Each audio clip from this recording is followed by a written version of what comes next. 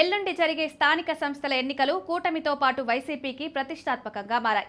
ఈ ఎన్నికల్లో ఇప్పటికే కూటమి పార్టీలు దౌర్జన్యాలు చేస్తున్నాయంటూ వైసీపీ ఎన్నికల సంఘానికి ఫిర్యాదులు చేయడంతో పాటు హైకోర్టును పిటిషన్లు దాఖలు చేసింది. దీనిపై ఈసీ స్పందించి అలాంటిదేమీ లేదని జవాబిచ్చింది. ఈ నేపథ్యంలో పులివెందులలో జరగబోతున్న జడ్పీటీసీ ఉప ఎన్నిక ఇప్పుడు వైసీపీ టీడీపీలకు ప్రతిష్టాత్మకంగా మారింది. పులివెందుల జడ్పీటీసీ ఎన్నికల్లో టీడీపీ ఎమ్మెల్సీ బీటెక్ రవి భార్య లతారెడ్డిని ఆ పార్టీ బరిలోకి దింపింది. వైసీపీ నుంచి దివంగత జడ్పీటీసీ కుమారుడు రంగంలో ఉన్నారు. ఈ నేపథ్యంలో కూటమికి మద్దతుగా మాజీ మంత్రి వైఎస్ వివేకానందరెడ్డి కుమార్తె రంగంలోకి దిగారు. స్థానిక కూటమి నేతలతో ఆమె సంప్రదింపులు జరుపుతున్నారు. కొన్ని రోజులుగా పులివెందుల ఎన్నికల్లో యాక్టివ్ అవుతున్న సునీతారెడ్డి వైసీపీ నేతలపై విమర్శలకు దిగుతున్నారు.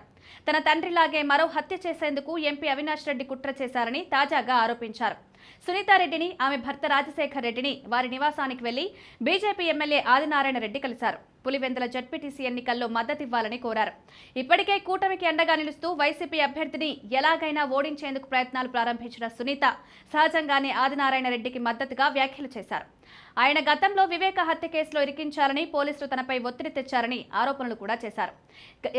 2024 ఎన్నికల సమయంలో వైసీపీ ఎంపీ అభ్యర్థి అవినాష్ రెడ్డిని ఓడించేందుకు షర్మిలతో కలిసి ఇలాగే ప్రయత్నాలు చేసిన సునీతారెడ్డి విఫలమయ్యారు.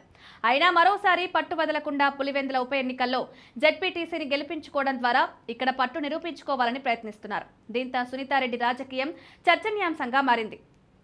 ఎన్నికల సమయంలోనే ఎంట్రీ ఇచ్చిన తన తండ్రి హత్య గురించి మాట్లాడుతోందని విమర్శల్ని ఆమె ఎదుర్కొంటున్నారు. పాత పులివెందులను తెస్తామని వైసీపీ నేతలు చెప్తున్నారని, అంటే తమ కనుసన్నల్లో అధికారుల్ని ఉంచుకొని అరాజకాలు చేస్తారా అని సునీతారెడ్డి ప్రశ్నించారు. తాను పులివెందులలో మార్పు కోసం ప్రయత్నిస్తున్నట్లు ఆమె తెలిపారు.